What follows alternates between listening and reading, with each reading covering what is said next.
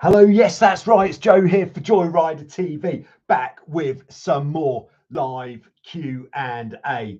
Yes, what a great session we've got in store for you this afternoon, this evening, this morning, wherever it is that you happen, whatever time of day it is that you happen to be into at the morning, at the moment. So as advertised, we're going to be looking into first high wind jibing, how to jibe in high winds without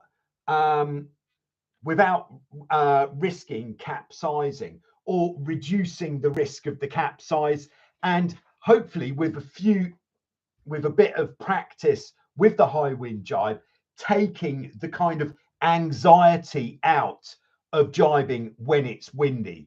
I think that is quite a large topic for a lot of cat sailors, which is why I thought it would be a good one to start with. Before we jump into this, just for the uninitiated out there, this is a live question and answer session. If you are lucky enough to be here live, then please go ahead, fire away with the questions. But if you're watching this later on, then and you've got any catamaran sailing questions, just put them in the comments section, and then I'll put your questions into the preloaded questions for next week's session, and off we will go next week with whatever it is that your question is regarding, whether it's anything relating to boat handling, sailing the boat, getting the boat going faster, better maneuvers, if you're worried about capsizing, anything like that. If there's anything relating to boat maintenance, if you feel your steering's heavy, that you can't point going upwind, if you've got, don't ask me about leaky boats. We've done a lot on leaky boats, or do. If it is troubling you, then yes, we can talk more about leaky boats. But for now, let's jump in to talking about, before we check in with everybody who's with us live at the moment, we're just going to talk for a little bit about the high wind jibe. Yes, we are. So 3 different scenarios. First scenario, there's 3 different types of high wind. The first type of high wind is where it's just solid, windy.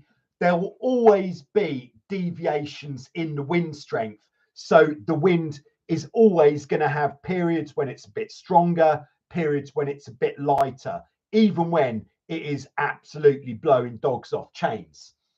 Scenario number 2 is when it's significantly gusty. So there's big periods of stronger wind and then periods of like holes in that strong wind. Situation number 3 is going to be when you have to jibe at a very specific time. So this might be if you're sailing in a restricted area where there is less space to be able to choose when you're going to jibe, or if you're on a race course and it's essential that you jibe at a certain time to get to the mark that you're going to. So the first one, if you're in fairly standard conditions, where it's just windy, you're out sailing and you want to jibe. All right, here we go. So before you even approach the jibe, we can progress along this route as we go along. But to start with, we want to be starting, I did some preparation here, you'll see, sailing the boat downwind on, let's call it the normal catamaran sailor's downwind sailing angle, which is with the apparent wind blowing across the boat at 90 degrees. Very quick explanation on apparent wind. We've got our true wind, which is this big blue arrow. We've got our induced wind, which is the wind that we create by going forwards. And then the apparent wind is the combination of the induced wind and the true wind, which when we're sailing downwind on a catamaran, if we're not flying a spinnaker, we want to have the apparent wind coming across the boat at exactly 90 degrees to the boat. This is why having wind indicators on the boat is really, really important for your downwind sailing. Best wind indicators, I find old VHS videotape. You can just tie it on to the bridle wires. I like to use a clove hitch on the bridle wires with that tape, and you're just keeping that flying, keeping those tapes flying perpendicular to the boat. There we go. So that's phase one. Get on the right angle first and get settled on the boat on that angle. So be sat on the boat. If it's windy, you're going to have to be quite far back on the boat. And then we're going to talk about first the timing of when to jibe, which I've actually spelled out here. So what we want to do is, well, this is generally for downwind sailing, but when you're sailing downwind, when you get the gust, the best way of tackling the gust, unless it is a really sharp, powerful, aggressive, dangerous gust, is as soon as you feel the gust hit, you want to bear away more, because as the gust hits, what it's going to do is it's going to increase your boat speed massively. And as your boat speed increases, your induced wind is going to increase a lot, which is going to bring your apparent wind more forwards, which means to keep the apparent wind the same, you can turn more downwind. So this is phase one when we're looking to jibe. When is the right time to jibe? So as you get into the gust, when you initially get onto this point of sail, you should almost have the feeling like the boat is freewheeling if it was a bicycle, or it would have the same feeling as if you were going down a wave, because you've taken the gust, you've borne away, and what that's done is it's sent you flying forwards the boat, and that's taken all of the pressure out of the rig. So just after the gust, once you've established this new course, get settled first, and then is the time to go for the jibe. I've written the reasons for that here, because you've got more speed. Because you've already turned more downwind, the true wind is still in the same direction, although the apparent wind has changed significantly because you're going more quickly. So you've got a smaller angle that you have to turn through. And what we're trying to do is we're trying to get through the jibe with as much speed as we possibly can. The faster that we've got through the jibe, that means we're going to have less pressure in the rig. If we've been through this before, but let's just touch on it again. If we're going downwind at 15 knots boat speed and the wind strength is 20 knots, then this is not scientific, this is just a very rough way of explaining, but then we've got 5 knots of pressure which is trying to drive the bows of the boats in, let's say. If we're going faster downwind, so if we're able to sail at a higher boat speed but with the correct angle, so if it's 20 knots of wind and we're able to get up to 17.5 knots of boat speed, then that's only 2.5 knots of pressure that's trying to drive the bows in. So that is much better, which is why we're trying to go fast and keep the speed on through the jibe. All right, so just continuing down this path. So one of the worst things, to say what the best things are to do, I'm just going to point out one of the worst things. One of the worst things to do as you go into the jibe is before the sailor comes across, if you start getting cold feet about it and you start straightening up your course just before the sail comes across, when we're getting further downwind than this 90 degrees apparent, that is when the boat's going to really start slowing down. If we allow the boat to start slowing down, what's going to happen? That pressure is going to build up again massively. So the numbers of the boat speed are going to be dropping. The difference between the boat speed and the wind strength is going to be getting bigger, which means when the sail eventually comes across, it's going to come absolutely slamming across. When it fills, the bows are going to plunge into the water and you're going to flip the boat. I know, it's the sad truth. Sorry about that, to lay it on you like that. But sometimes we've just got to tell it how it is. So we're trying to keep the boat speed on, which means not stopping the turn until after the boom has come across. There we go. That's phase one. So alongside of phase one, we can encourage the mainsail to come across earlier by bringing in the traveller. So when we've been sailing downwind, like here, 2 sails, we'd have probably had the traveller a far amount out on the track. You know, I would usually go somewhere like 2/3 of the way out for the traveller car when we're going downwind. But then before the gust, before the jibe, I would bring the traveller in to inside the tow strap. So it's going to go from there to there. So about halfway between the tow strap and the center.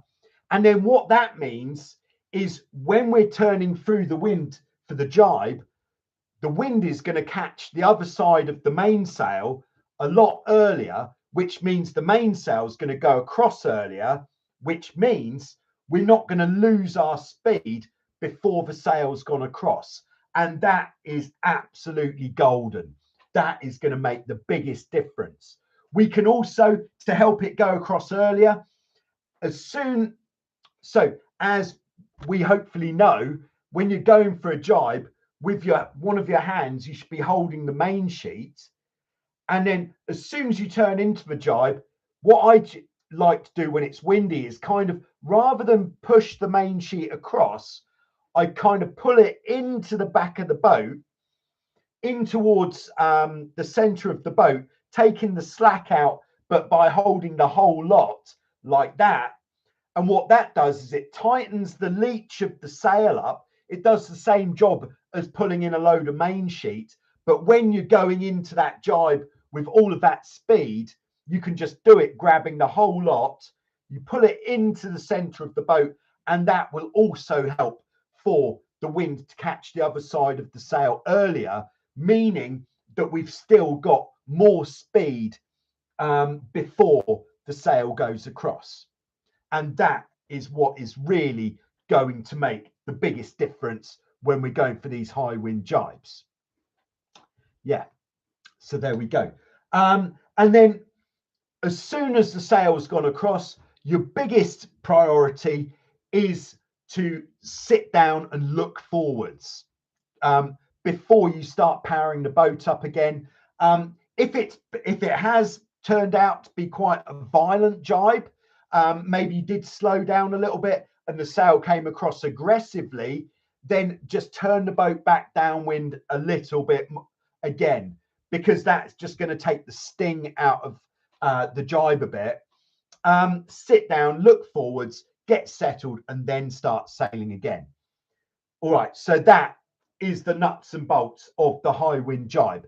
Everything else, to be honest, is just details. Like, what does the crew do? When should the crew pull the jib across? That is just details. The most important is carrying the speed into the turn, which is why we want to wait for the gust. So situation number 2, very windy conditions. Yeah, what are we going to do there? Very gusty conditions.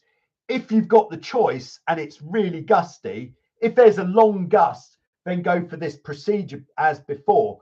But if it's really like 20 knots and then it's 10 knots, you're probably better off just waiting for the wind to go to 10 knots, putting the jibe in there. I do that quite a lot, to be honest, because if the wind is quite volatile, it is better not to put your head into the jaws of the lion if you can avoid it. So wait for the big hole in the wind, then jibe the boat, and then off you go.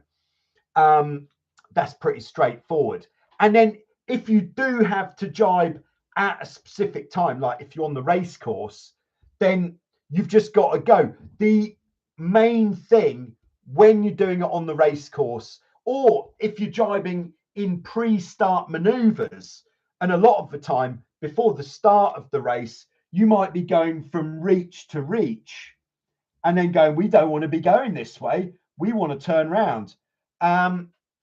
It's all about bringing the traveller in and really hoiking the main sheet into the middle to encourage the main to go across as early as possible and to go into it with a very, what's the word? Not aggressive, but assertive amount of turn on the rudders. There we go. I think that is all I had in mind for the jibe at this time. All right, I'm now just going to check in with everybody who's with us live. So we've got Mark on board in Ohio. Glad to be with you this Friday. Glad that you could be with us too, Mark. Also, regular as clockwork in the Q&A, we've got Lee from Clearwater, Florida. Thanks for coming, Lee. We've got Ryan in Maui, channel member. You know, this is a big day for channel members to really flex their channel membership, because if you're a channel member right now, you can already watch Sunday's episode of Show Us Your Cat. It's true.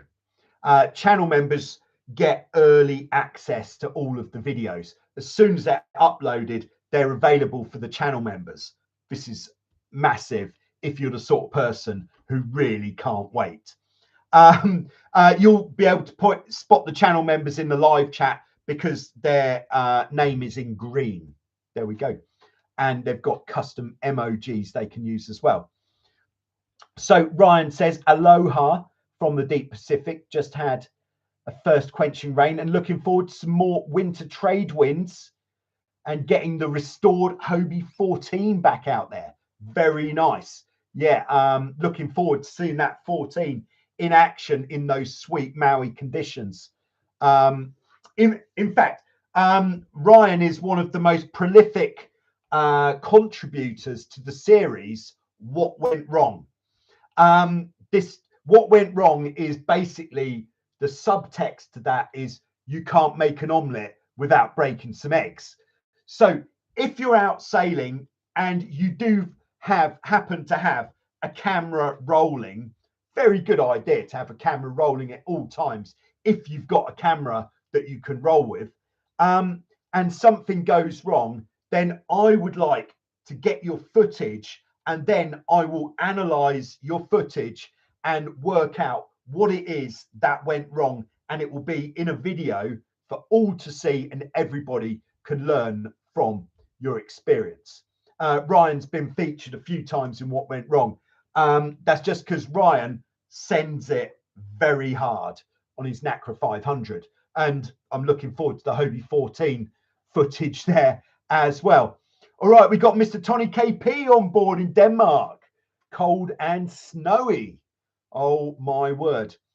Yeah, in Vasiliki, Lefkas, Greece, it has been just windy, quite a lot of rain. I did get out for a couple of hours the other day on a kite, not sailing a boat, but on a kite, which was nice. But quite a long way off snow at the moment for us here. We've got Scott dropping it in the slot from Oregon. Nice to have you with us, Scott.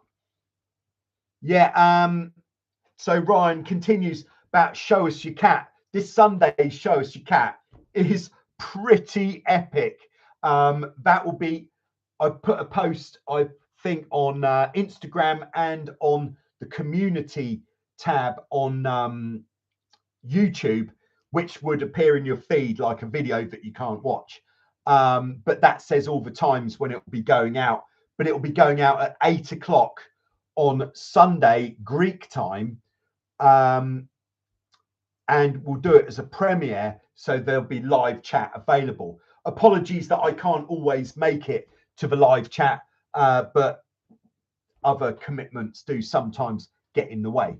But then you can all chat amongst yourselves, which is nice as well. All right, Lee says, I'm going to submit some stuff for Show Us Your Cat after the boat projects are done. Florida is going through a small ice age right now. Sounds chilly. Right, we've got Zach with us from Northwest Ohio. Raining and 42 degrees, not exactly sailing weather. Ouch. All right, we've got one of these, the stars of this week's Show Us Your Cat on board, Spicy Fist 1. Work can wait. Hello to all. Nice to have you with us. I now know that Spicy Fist 1 is in the north, what would that be? Northwest of England, sort of Blackpool way, I think. Okay, we've got Laura from Santa Cruz. Nice to have you with us, Laura. It's been a while. If that's the same Laura, I would guess that it is. All right. We've got Aaron in New Zealand. It's already tomorrow there. Nice to have you on board, Aaron. Thanks for tuning in. Max is with us. Not in Rosenheim, Germany, but in the Seychelles. Very nice. We've got Thomas in France. All right. So Mark says, for detachable VHS tape wind indicators, I use Velcro to attach to the bridle wires. Need for removing wind indicators when trailering the cat saves a lot of time versus retying each time. Nice. All right, so Ryan says, what went wrong? Series has good footage of what Joe is saying. Absolutely.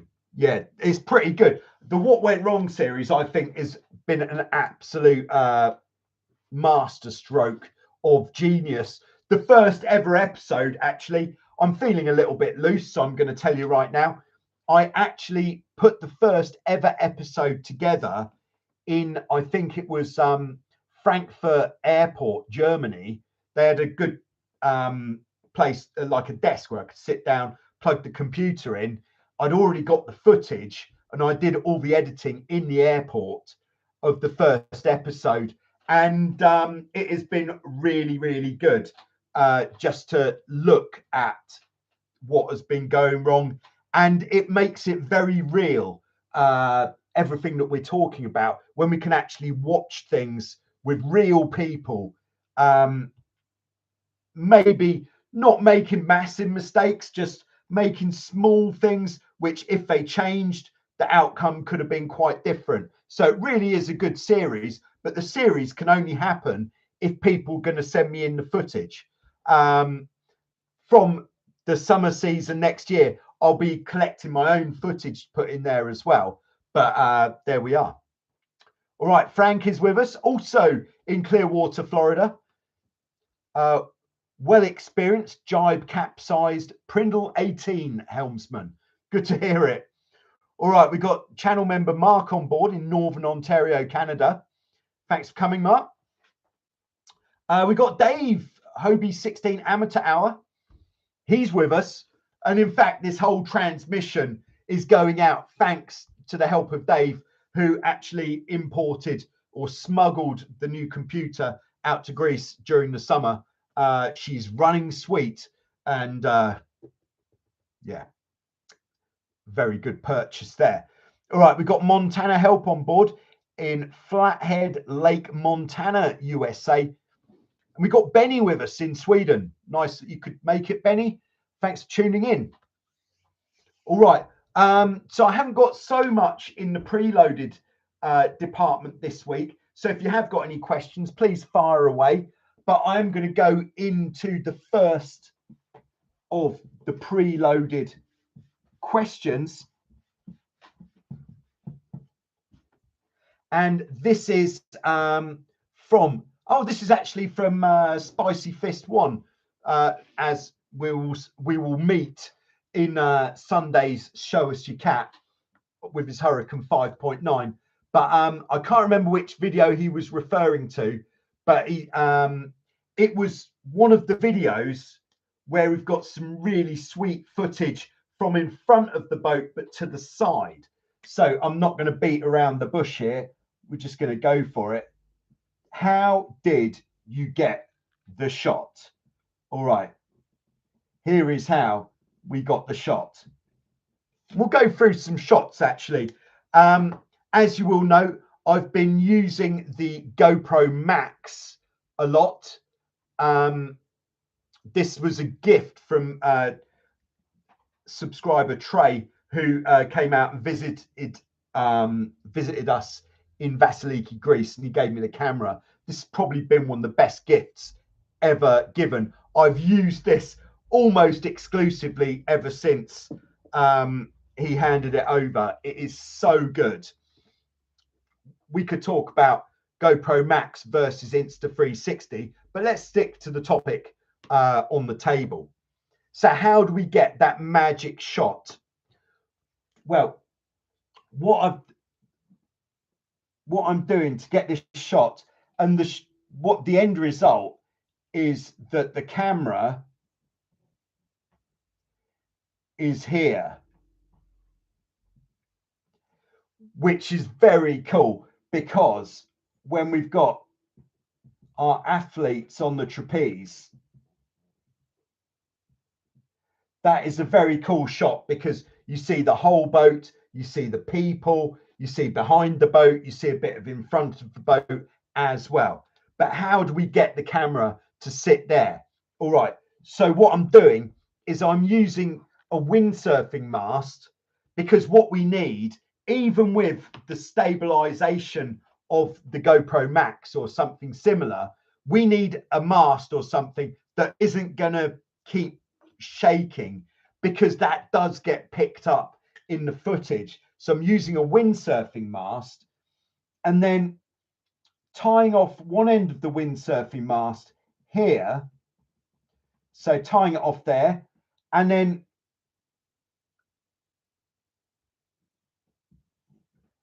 it goes up through the center of the bridle wires. And this works if you've got a spinnaker pole or not. Very nice. And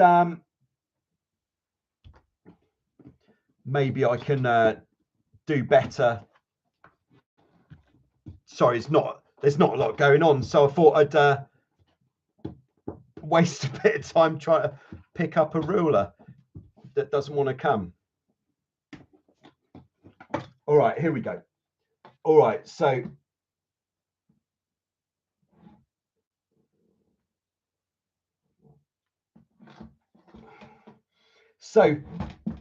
we've got our mast that comes forwards like this, and then the camera is mounted on here, which means we get all of this, and it really is a very, very good shot. What I have developed for this long pole is some quick release kind of ties, so that I can put it on into position very quickly and actually change the position mid sail, which really does work quite well. But that is a great shot. But for that shot to work, you could do it with a conventional action camera. This is my other sort of daily driver camera, which is the Hero 8. But with that sort of camera, you have to absolutely get it pointing the right way before you start the session. Once you've started the session, you can't get to the camera, because it's too far to reach, too high up to get to, even if you're standing in the water. So you want to get it set up on land, and then get it rolling before you put the boat in the water, and then off you go. So that is one of my favorite shots at the moment. But I also use the same pole. So since you've got me talking now about camera mounting, I use the same pole and mount to do the same thing in front of the boat.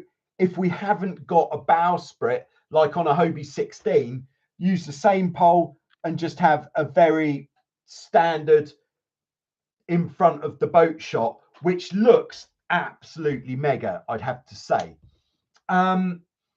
If you are doing these sort of shots with a regular GoPro, then I would set it these days, if you're not going out for quite so long, I would put it 4K and I would go super view. Although super view adds a little bit of distortion to the picture, it means that you're not going to get back, look at your footage and realize that you've chopped the crew's head off, because super view gives that much wider a picture that you're more likely to get everything in the shot. The other one, I use half of the mast from the middle of the dolphin striker up the front beam, straight out here. There's the camera there. And that is a bit easier to use a regular camera as well as a 360 camera, because if you put your camera on some sort of rotating swivel, it means that you can actually grab it and make sure it's pointing at you. Again, go for super view, because that gives a really good shot. And then the last one that I use the long pole for, there's the boom. And then we just put the long pole alongside the boom. And again, you could use the 360 camera or a normal one here, but with the 360 camera, what it does is, using its artificial intelligence, it actually takes the pole out of the picture and it makes it look like your boat is being chased by a very accurate drone pilot, which is nice. I think it's a nice shot. But again, it does put a bit of this fisheye effect into the picture, which isn't everybody's cup of tea. So that is some of my go-to shots that I use at the moment. But the most regular shot that I'd use is with camera on the head, of course, or the other one, camera underneath the boom. There we go. I think I've pretty much covered all of my camera mounts that I use there. So there we go. All right, back into the live chat. Who else we got with us? All right, we've got Lee says, all right, double grommets in the trampoline, are they worth it? Any benefit? All right, when you say double grommets, I don't quite get what you mean. And I think, which type of boat are we talking about? If it's a Hobie 16, yeah, perhaps Lee, if you could just give us a bit more of an indication of type of boat and what these double grommets, how they are positioned, because I'm not quite sure where we are there. All right, Spicy Fist says it was the twin mini cat vid, I think. All right, okay, yeah, on the camera mount. Yeah, sure. All right, nice. All right, we got Rob on board from the Netherlands. Great to hear from you, Rob. Rob's been out to Wildwind many times in the past. Good to hear from you. Spicy Fist says, just bought one of those. Can't wait to get it out there. Yeah, nice. Chop down windsurfer mast. Yeah, yeah, so the long pole, I actually use a windsurfer mast, but I'm putting it together the wrong way, would you believe? So I don't know why I decided that that was the right way to do it, but what I'm doing is I'm shoving the top section up the bottom of the bottom section, and I've got some, I've made it a bit thicker so it's really tight, and then I put a pin through to lock it in. I think it's because if I put it together conventionally, it would have just been too long. So there is a sweet spot in the length. And next time I go down to the beach and I'll have a look at my pole, I'll actually measure how long it is, because I think I have got the length pretty much nailed.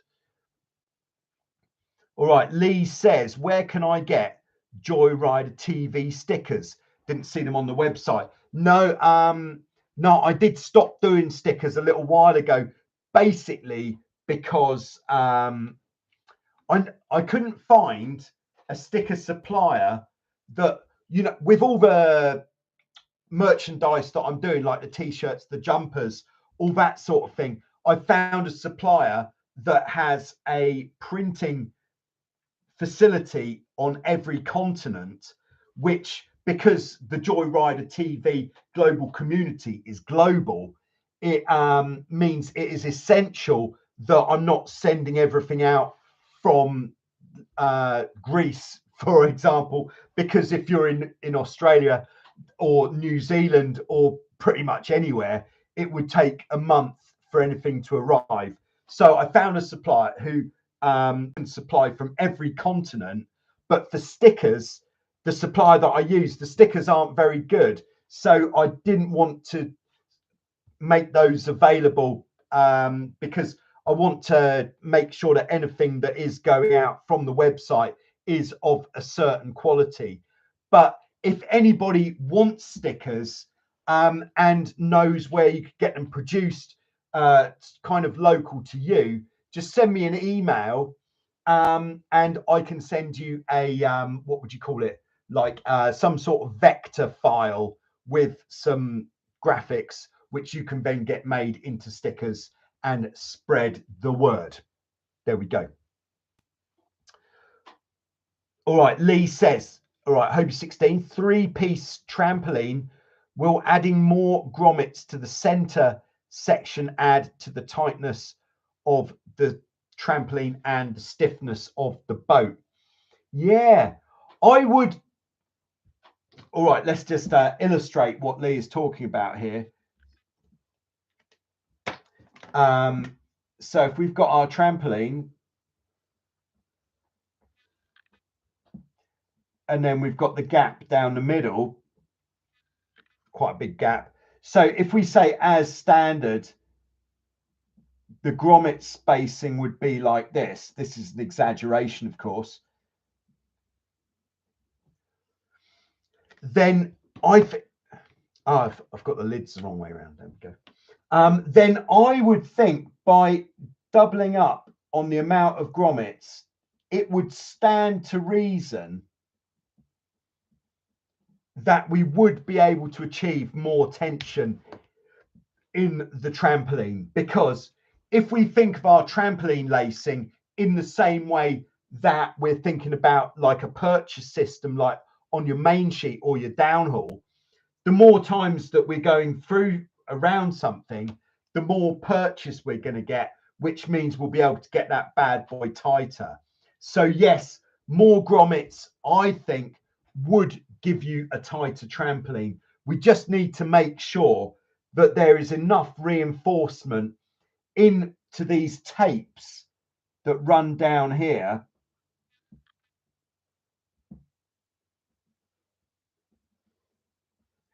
that we're not going to damage the trampoline by pulling it too tight.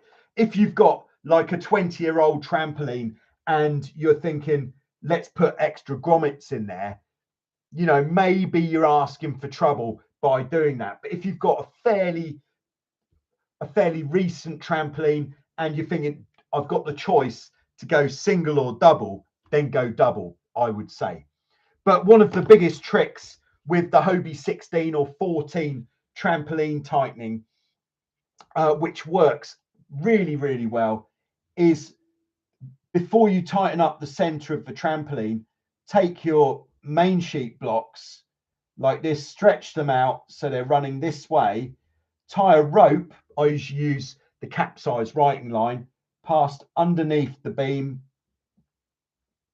like this, and then pull a bit of tension on there first, so that just enough tension that you start to see a little bit of bend in the sidebars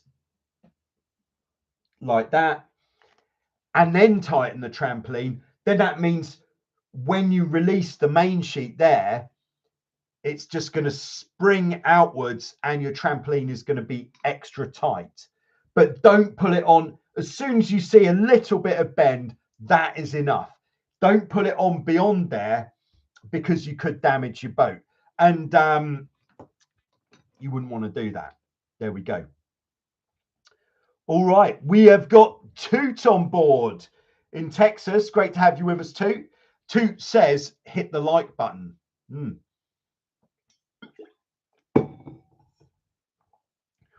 All right, so Mr. Tony KP says, I think old trampolines have more space between the eyelets. Yes, I think you are absolutely right there.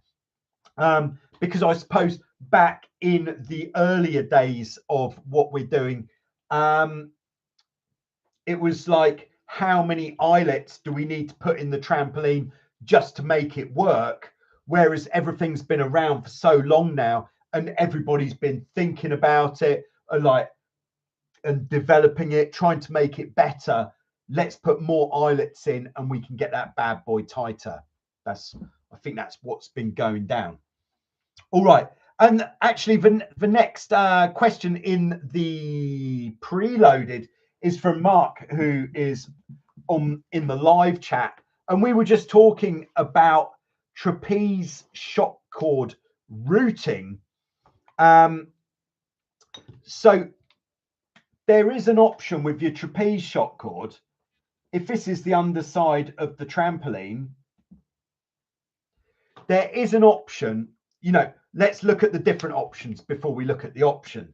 So we're looking underneath the trampoline, and let's say you've got a hole in the trampoline there and there.